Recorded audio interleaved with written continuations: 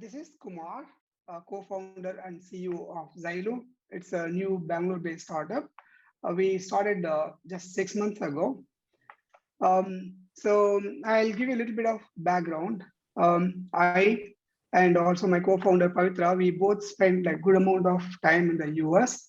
I spent over like 11 years, and she spent about 8 years, and we are married couple apparently. So our journey started sometime in August 2021. The COVID started and the lockdowns have been announced. We were all sitting and working from home. But we also had seen like how small and medium businesses have been really impacted. We had seen like many people going out of business and people like getting laid off and missing out on their payments, all of that. And we like excuse me, we started helping each other and getting some diapers for kids or formula for kids, sometimes sanitary napkins for women. You won't believe how chaotic it becomes, even though you call like US is a developed country, it has its own challenges. Then we reflected, if this is the impact we are seeing in the US, now think about in India. Okay, so it should be like a very bad. Then I was talking to my brother, and especially I was talking to him about how do you get your haircut done, because in the beginning I started to do like by myself. Later on, I still started going to the store. Otherwise, they have no income, right? So my brother said he would go occasionally. Then he was also when the COVID lifted, I think it was still locked down here. But later, when I was talking to him, he would just go around and see if there are any crowd. And if there is no crowd, then he would go to that salon. Otherwise, he would just go around. And if the stylist sees him, sir, come on in, we don't have anyone. But if you really see, there are people sitting inside. Then I spoke to my nephew. I asked him how do you get your style done? He said he would call he would go to the salon and the stylist would take his phone number and he would call him whenever the salon is free. So okay, I could understand that because they don't have any technology or tools to manage this social distancing, right? So everybody used their own different mechanisms. That's when we thought maybe then also we had seen in the US and also in India how Swiggy, the whole world was scrambling, but also we had seen the technological adoption. In no time, the those 2 years, even Microsoft had a huge surge in their demand. So that's when we felt maybe it's the right time to return to India and see what we can do. And I have about 17 years of technological experience. And my co-founder, she has about 13 years of experience in the training and quality assurance. So, okay, we thought, okay, now it's time. Let's return to India and see what we can do.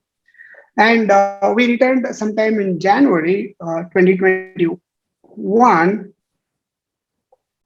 Okay, I guess I mixed up the year. So yes, we returned last year, but the journey started in 2020, not 2021. Okay, so I'm sorry about the confusion. So we started, and then we also did some survey, and what we found was especially people like me and who are working professionals, and they also have kids.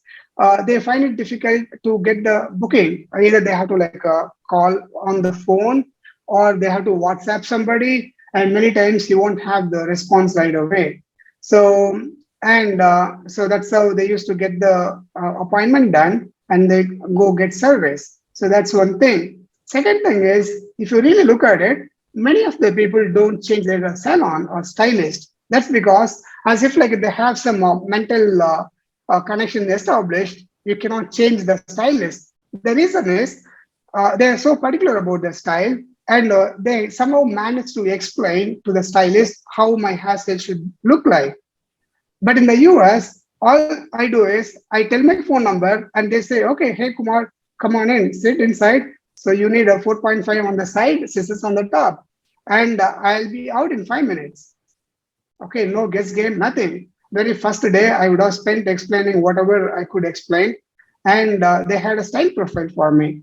And so I would just go to a salon, like it was a chain, whichever had the lesser wait time, I would just go. And if you really look at it, now that's what I was coming to for customers. So they don't know like the stylist availability or like like service options, and there is no way to like know like which is the good store. You may go to Google Maps and look for the salon with over 4-star rating, but the thing is it doesn't work like that when you are looking for particular style, because it gives you the store review. It doesn't give you like by service. And in our app, what we realized, right, most of the desperate customers like come through Quora, and they book the appointment sometime in the midnight because they didn't know like who will be the right person.